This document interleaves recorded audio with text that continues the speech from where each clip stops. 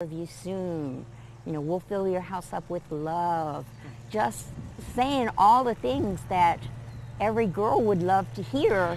But it appears the man on the other end of this relationship wasn't sincerely looking for this woman's affection.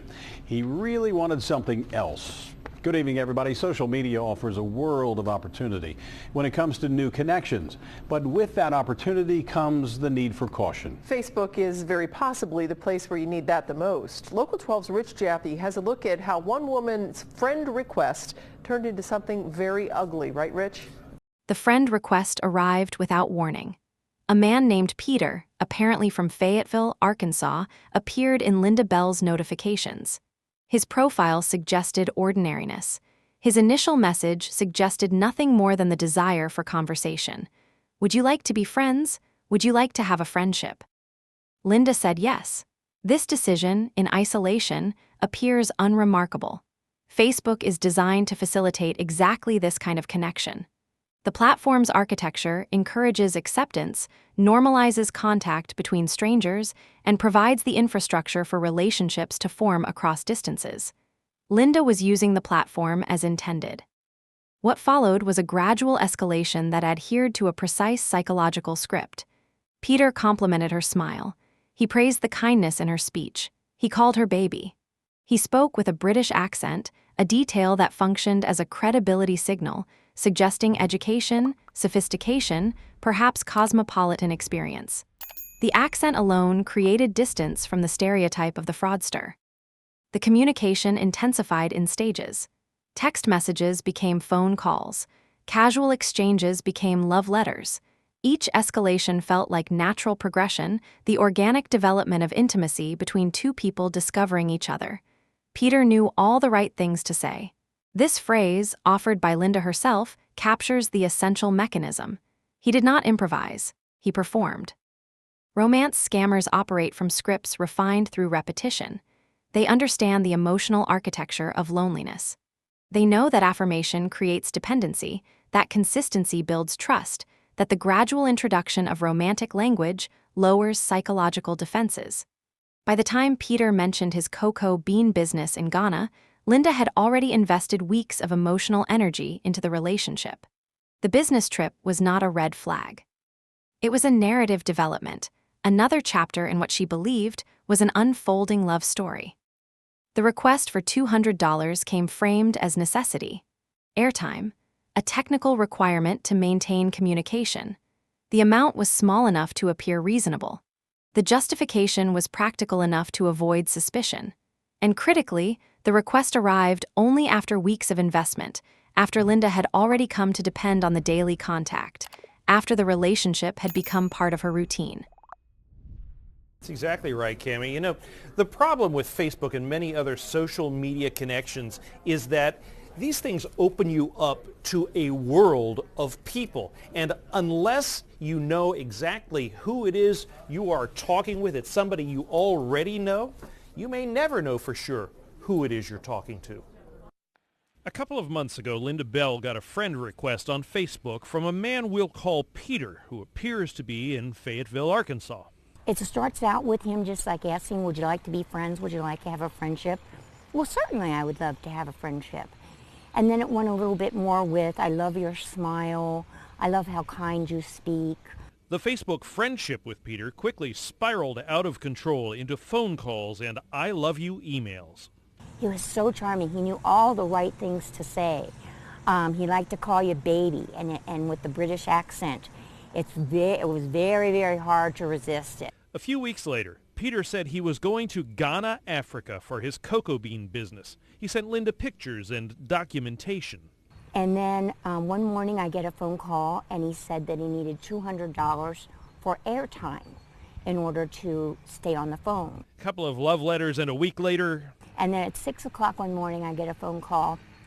I'm in big trouble. I'm about to be deported. I need $500 for an airline ticket. I need an iPhone. Linda told Peter she didn't have the money, so he tried a different approach, saying, my banker has figured out a way to do this. Send me your bank account information. When I tried to call Peter, his phone number turned out to be a Google Voice mailbox, so he could really be anywhere. Ohio Attorney General Mike DeWine took a look at Peter's emails and told me he thinks it's a classic scam and more.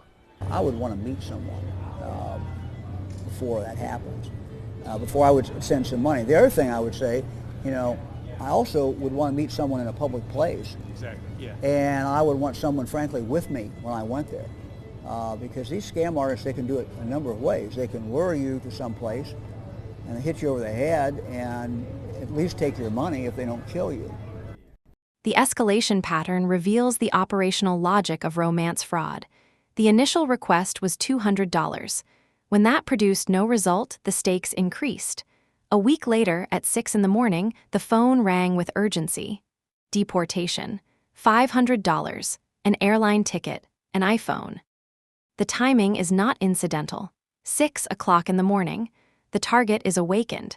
Cognitive defenses are lowered. The sense of emergency is heightened by the disruption of routine. Peter understood that crisis manufactured compliance more effectively than gradual persuasion. When Linda said she did not have the money, Peter pivoted immediately. His banker had figured out a way. Send your bank account information. The request escalated from specific amounts to total access. This is the extraction hierarchy. Small requests test willingness. Larger requests test limits. The final request for account credentials represents the terminal phase. If successful, the scammer gains not a single payment but ongoing access. The phone number Linda had been calling resolved to a Google voicemail box. This is standard operational security.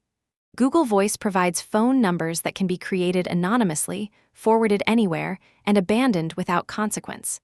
Peter could have been calling from Arkansas, as his profile suggested. He could have been calling from Nigeria, Ghana, or a call center in Eastern Europe.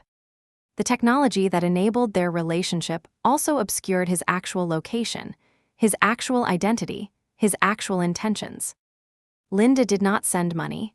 She recognized at some point in the escalation that the pattern did not align with legitimate behavior. This recognition prevented financial loss, but the scam had already extracted something: weeks of emotional investment, the vulnerability of hope, the private shame of having believed. The Ohio Attorney General characterized the operation as classic. This word carries weight. It suggests repetition, pattern, institutional familiarity. Law enforcement has seen this before. They will see it again. The script Peter followed is not unique to him. It is a template, refined across thousands of operations, optimized for exactly the kind of target Linda represented. Now, Linda told me that she came forward to me with this story because she wants other women out there to be aware that there are guys like this out there as well. In the newsroom, Rich Jaffe, Local 12 News. Cammie? Well, Rich, do you have any idea how or why Peter targeted this particular woman? You know, that's one of the saddest and maybe one of the ugliest parts of this whole thing. Linda lost her daughter about 2 years ago, and she belongs to a bunch of grief support groups. And she believes, and it's very possible, that Peter has been trolling groups like this to find women like her who are vulnerable, and that's how he found her and reached out on Facebook. Linda Bell lost her daughter 2 years before Peter appeared in her notifications. She joined grief support groups on Facebook, communities designed to provide solace, connection, and the comfort of shared experience. These groups are spaces of acknowledged vulnerability. Members enter them precisely because they are struggling, because they need support, because they are not yet whole. Peter, or whoever operates under that name, understood this. The grief support groups were not incidental to his targeting strategy. They were the strategy. He trolled these communities specifically because they contained women like Linda, women whose defenses were already compromised by loss, women whose need for connection was acute and visible. This is predation in its most calculated form. The scammer identified a population defined by emotional pain and constructed an approach designed to exploit that pain. The British accent, the daily affirmations, the language of future togetherness, all of it calibrated to fill the specific emptiness that grief creates. Linda came forward because she wants other women to be aware. This is the residue of the scam, the impulse to convert private humiliation into public warning. She did not lose money.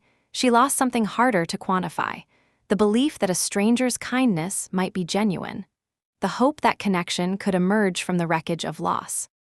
Facebook hosts grief support groups and romance scammers on the same platform. The architecture makes no distinction. The friend request from a predator arrives through the same interface as the message from a fellow mourner. The burden of distinguishing between them falls entirely on the user. Linda made that distinction in time. Many others do not.